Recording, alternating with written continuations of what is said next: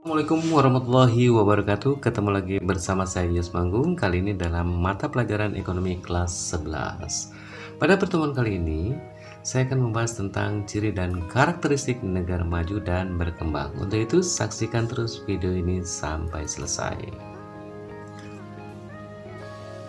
Mengapa negara itu disebut sebagai negara maju maupun sebagai negara berkembang?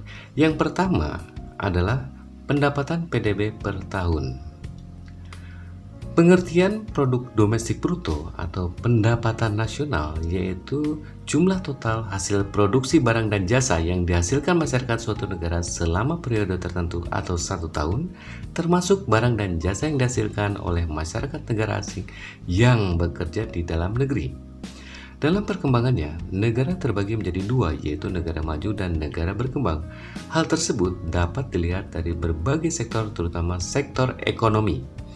Dikatakan negara maju apabila PDB per kapitanya di atas 12.000 US dollar per tahun, sedangkan di negara berkembang PDB per kapitanya di bawah 12.000 US dollar per tahun. Indonesia pada tahun 2019 dilansir dari detik.com, PDB per kapitanya hanya mencapai kurang dari 5.000 US dollar atau tepatnya sekitar 4.174 US dollar per tahun. Kemudian faktor yang kedua adalah mata pencaharian atau kualitas hidup yang layak. Di negara maju, mayoritas penduduknya bekerja di sektor industri dan di bidang jasa. Untuk memperoleh kualitas hidup yang layak seperti di perusahaan mobil, teknologi, dan jasa keuangan perbankan. Tetapi bukan berarti mengabaikan sektor lain seperti sektor pertanian.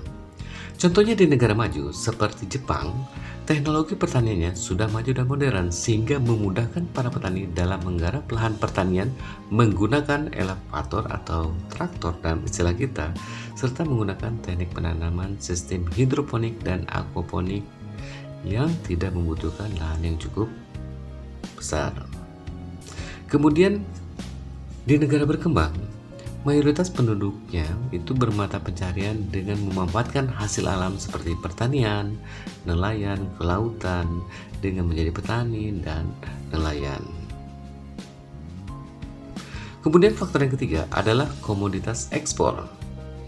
Pengertian dari komoditas ekspor adalah produk atau barang yang dapat diperdagangkan atau dijual dengan tujuan untuk memperoleh keuntungan. Di negara maju, komoditas ekspornya berupa barang-barang industri seperti gadget, mobil, HP, dan alat teknologi lainnya. Sedangkan di negara berkembang, komoditas ekspornya berupa bahan-bahan industri seperti hasil pertanian, perikanan, pertambangan, dan lain sebagainya. Kemudian yang keempat adalah lapangan pekerjaan. Di negara maju terdapat keseimbangan antara lapangan kerja dengan para pencari kerja. Tentu hal ini berdampak terhadap tingkat pengangguran yang sangat rendah dan dapat meningkatkan tingkat kesejahteraan masyarakat. Sedangkan di negara berkembang, lapangan kerja sangat sedikit sehingga menimbulkan tingkat pengangguran yang cukup tinggi. Hal ini berdampak terhadap adanya penurunan kualitas SDM karena tidak pernah bekerja sehingga mempunyai skill apapun juga, jika tidak terolah atau tidak tergerakkan itu tidak akan maju. Kemudian timbulnya tindakan kejahatan yang menyebabkan kekhawatiran para investor untuk menanamkan modal. Kemudian yang kelima adalah pertumbuhan penduduk. Pertumbuhan penduduk di negara maju sangat rendah. Hal ini dikarenakan pemerintah mensosialisasikan dan menganjurkan agar setiap keluarga memiliki 2 orang anak, yang tujuannya agar tingkat kesejahteraan semakin meningkat. Sedangkan di negara berkembang, pertumbuhan penduduk masih tinggi dari tahun ke tahun yang menyebabkan antara pendapatan dan biaya hidup tidak seimbang. Kemudian yang keenam adalah fasilitas dan infrastruktur. Di negara maju memiliki fasilitas dan infrastruktur yang sangat memadai dan lengkap, terutama di bidang pendidikan, kesehatan, dan jaminan sosial. Hal ini dapat dibuktikan dengan fasilitas rumah sakit dengan menggunakan teknologi yang canggih, sehingga tingkat angka kematian bisa ditekan.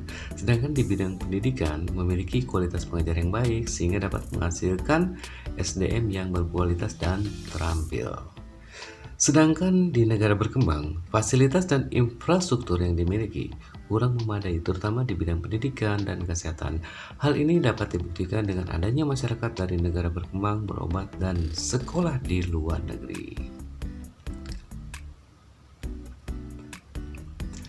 Demikian ciri dan karakteristik suatu negara dikatakan maju maupun berkembang. Jangan lupa untuk klik like dan subscribe. Terima kasih. Assalamualaikum warahmatullahi wabarakatuh.